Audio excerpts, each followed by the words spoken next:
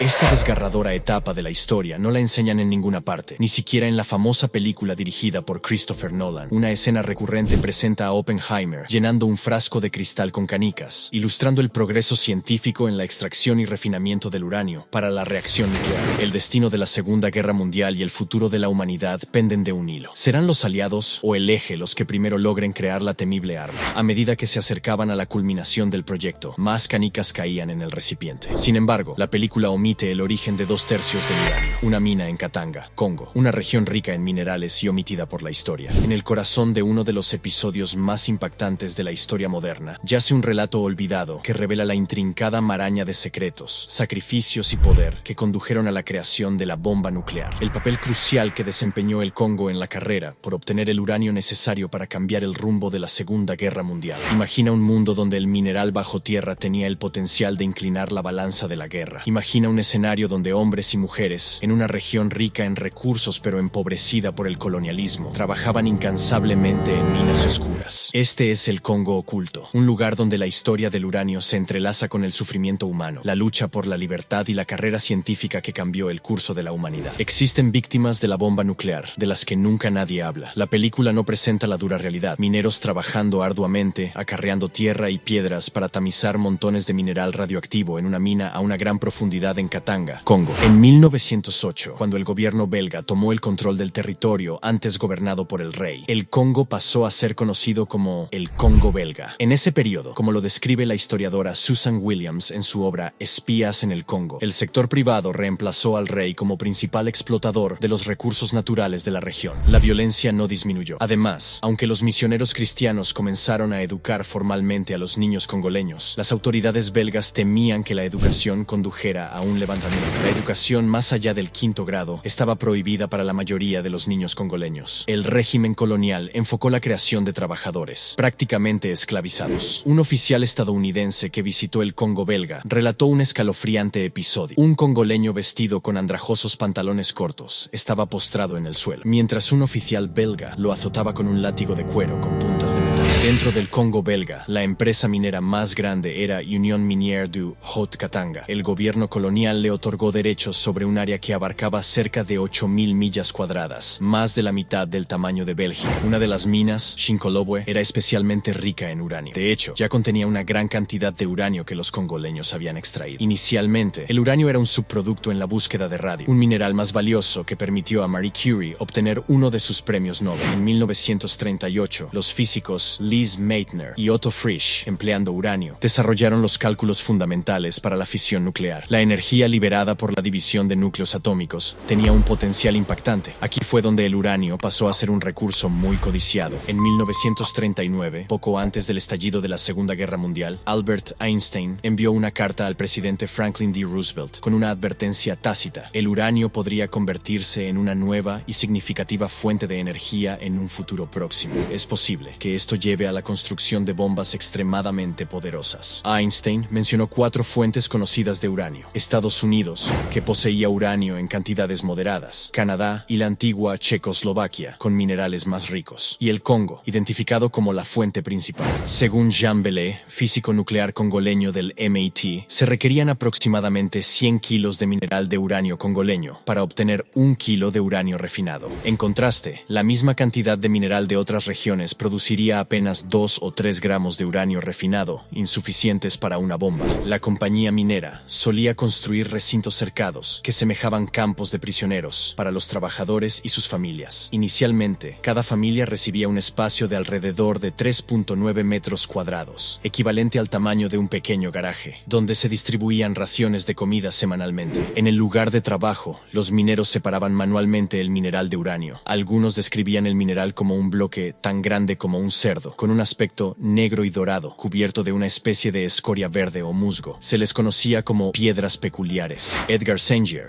un belga, dirigía Union Minière du Haut-Katanga. Tras observar la invasión alemana en la Primera Guerra Mundial, Saint-Gier se inquietó por las perspectivas de la invasión nazi en Polonia en 1939. Se preguntaba si Bélgica o incluso las colonias africanas serían las siguientes. Por precaución, huyó a Nueva York en octubre de 1939, trasladando allí las operaciones comerciales de la compañía minera. Sin embargo, antes de establecerse, Frédéric Joliot-Curie, químico británico y yerno de Marie Curie, advirtió a Saint-Gier sobre la importancia del uranio del Congo en la guerra. A principios del otoño siguiente, Saint-Gier ordenó que se enviara uranio a Nueva York. Los trabajadores congoleños se encargaron del transporte y la carga del mineral. Desde el puerto de Matadi, el uranio inició su travesía a través del Océano Atlántico, sorteando submarinos alemanes, hasta llegar a un almacén en Staten Island. En las ciudades mineras de Saint-Gier, los congoleños estaban sujetos a restricciones de movimiento y carecían de derechos básicos como el voto. La libertad de circulación estaba limitada y los trabajadores debían estar en sus hogares antes de las 9 de la noche, bajo amenaza de severas represalias. Los salarios eran míseros. Sin embargo, en 1941, a pesar de estar excluidos de los sindicatos, los trabajadores congoleños en varias minas de Saint-Gier comenzaron a organizarse en busca de mejores condiciones laborales y salarios más justos.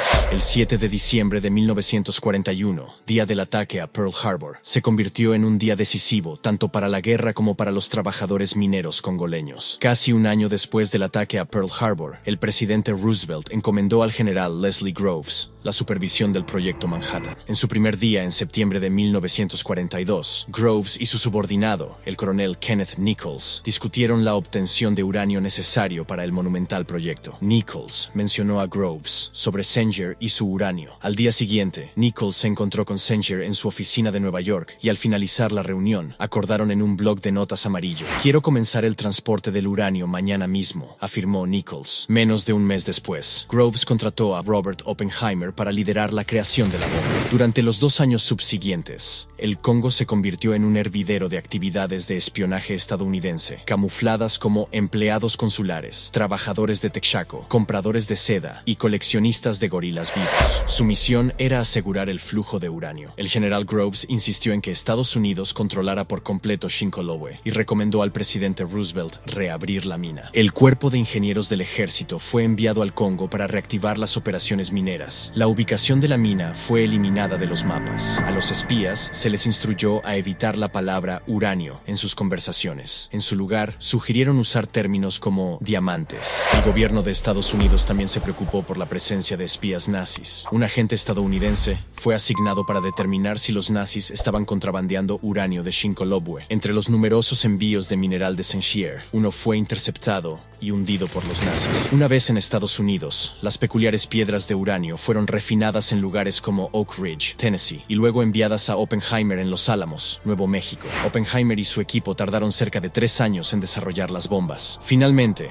en agosto de 1945, Estados Unidos lanzó 2 bombas sobre Hiroshima y Nagasaki, siendo que la primera de ellas contenía uranio congoleño. Jean Bellet, físico nuclear congoleño, indica que incluso hoy persisten isótopos radioactivos en el suelo cercano a Shinkolobwe. Los elementos radiactivos penetran en el agua, los cultivos, los árboles, el suelo, los animales y, por ende, en los seres humanos. Aunque no se comprende por completo el alcance de la radiación, se sabe que ha aumentado la mortalidad por cáncer en Oak Ridge, cerca de St. Louis, Missouri, donde se descartaron residuos del mineral congoleño. La contaminación representa un riesgo para los trabajadores durante los próximos 1000 años. Nolan cuenta sobre las canicas, que fue la única forma creativa que encontró para mostrar cuánto tiempo tomaría refinar todo ese mineral, y agregó que la cantidad de canicas fue matemáticamente precisa para representar la cantidad requerida. Desde luego, sin el Congo, habría sido imposible obtener tal cantidad de mineral. En la carrera por construir la bomba,